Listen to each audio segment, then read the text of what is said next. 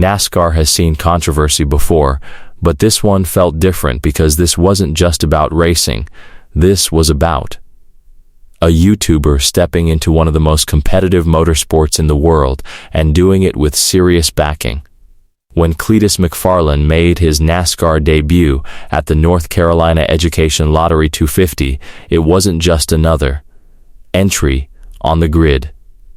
It was a statement, a signal that NASCAR is evolving, whether people are ready for it or not. And right at the center of it all stood Richard Childress, a Hall of Fame owner, a man who built champions, a man who worked alongside Dale Earnhardt. Now he was standing up for a YouTuber. So, when Childress finally spoke out, it wasn't just a comment. It was a message to the entire sport, a legend stepping in, a new era knocking on the door, and a moment that could quietly reshape NASCAR's future. And trust me, what Childress said next only made things even bigger. Stick with me, because by the end of this video, you'll understand exactly what happened at Rockingham, why this controversy exploded, and what it means for NASCAR going forward. Let's get into it. Ryan Blaney has won his way into the championship. A great day for Kyle Larson. 7th career win in his 100 takes the truck. Now, this entire story begins with one specific race, the 2026 North Carolina Education Lottery 250 at Rockingham Speedway. This wasn't just another event on the calendar. This was Cleetus McFarland's official entry into NASCAR's national-level competition, driving the number 33 Chevrolet for Richard Childress Racing. And from the moment he rolled onto the track, all eyes were on him, not because he was expected to win, but because people wanted to see if he even belonged there. Rockingham's old cheese surface eats tires for breakfast. If you don't manage your heat, you're a moving target. There's no hiding here. By the end of the race, Cleetus finished 32nd, multiple laps down. On paper, that looks average, but in reality, he stayed in the race, avoided major incidents, and handled a track that has humbled far more experienced drivers. And that's exactly where the conversation truly began, and while the race itself was already enough to raise eyebrows, what happened after the checkered flag is where things really exploded. The moment the checkered flag dropped at the 2026 North Carolina Education Lottery 250 at Rockingham Speedway, the conversation immediately shifted. And it wasn't about lap times, it was about legitimacy.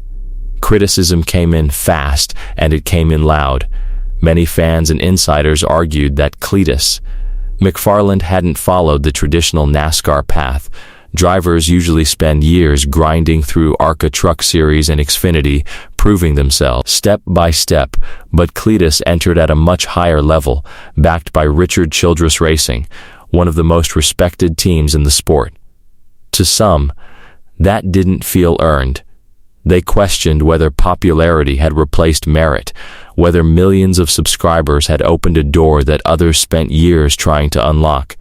And that's what made this backlash different. This wasn't just criticism of a driver. It was a challenge to how NASCAR decides who gets a shot. The criticism kept growing, louder until one voice stepped in and changed the entire conversation. And then Richard Childress finally spoke. Not with hesitation, not with vague answers, but with complete confidence. He made it clear that Cleetus McFarland did a great job at the 2026 North Carolina Education Lottery 250 at Rockingham Speedway. And more importantly, he focused on something most critics ignored: effort and passion. But the real headline wasn't about performance, it was about impact. Childress openly said that Cleetus would bring a massive number of new fans into NASCAR, and that changes everything. What Ty Dillon, when he came to me and he talked about it, I said, what a great idea, not just for RCR, but for our sport. You know, here Cleetus, which is Garrett, has like close to 5 million followers to get, if we can get 10% of those new fans coming to races and looking at the racetrack because of CL, and I know he brought people to Rockingham, brought people watching the race. He's a rookie, you know, And I'm proud of what he did last week. He finished fourth in ARCA race. He's a race, but he doesn't have the experience. I think some of the drivers are beating him up a little excessive, 'cause he's getting a lot of attention from you. You worry when they don't talk about you. But Cleetus did a great job, and he loves the sport. He's a car guy, and the fans follow him for that. And he'll bring us a lot of new fans. And sure, he's going to make a mistake or two. I can't tell you how many mistakes previous drivers that I've had made when they very first started, So, it's racing. I've seen them all come and go. So it's been interesting to watch Cleetus and seeing what he can do for NASCAR. Really is what pumps me up. Childress wasn't simply defending a driver, he was backing a vision where NASCAR grows beyond its traditional audience and taps into a completely new generation of fans through creators like Cleetus McFarland. And whether people liked it or not, that vision had already started. Because what Childress said wasn't just a defense, it revealed something much bigger happening behind the scenes. Here's the part most fans don't want to admit. NASCAR is not just a sport, it's a business. And from a business perspective, the move by Richard Childress makes perfect sense. Cleetus McFarland isn't just another rookie driver. He brings something incredibly rare into the garage attention. Millions of loyal fans, massive online reach, and a completely different audience that NASCAR has struggled to capture for years. When Cleetus raced in the 2026 North Carolina Education Lottery 250 at Rockingham Speedway, it wasn't just about lap times. It was about visibility. Because even if a small percentage of his audience starts watching NASCAR regularly, that's a huge win for the sport. More viewers means more sponsors. More sponsors mean more money. And more money means growth. So while critics focused on fairness, Childress was thinking bigger. He wasn't just putting a driver on track.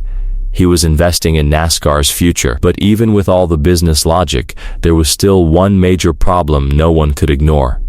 At the center of this entire controversy lies one undeniable factor. Because no matter how big your audience is, NASCAR still has rules. After the 2026 North Carolina Education Lottery 250 at Rockingham Speedway, it became clear that Cleetus McFarland wasn't going to get unlimited access to every race. In fact, NASCAR officials did not approve him to race at Talladega Superspeedway, and that decision says everything. Superspeedways like Talladega are some of the fastest and most dangerous tracks in the sport. They require precise drafting skills, race awareness, and experience at high speeds, something that can't be learned overnight. So, even with backing from Richard Childress Racing, there were still boundaries. This wasn't a free ride, it was a controlled progression. And that's where the real tension comes in. Balancing opportunity with safety, exposure with readiness, and potential with proven skill. So, the real question became simple. When he finally got on track, what did the performance actually show? Richard Childress didn't just defend Cleetus, he made a statement. NASCAR is changing. And whether fans like it or not, that change has already begun. So the real question isn't does Cleetus belong in NASCAR? The real question is NASCAR ready for someone like Cleetus? Because one thing is clear. This isn't the end of the story. This is just the beginning. Drop your take below and subscribe for real no fluff NASCAR breakdowns every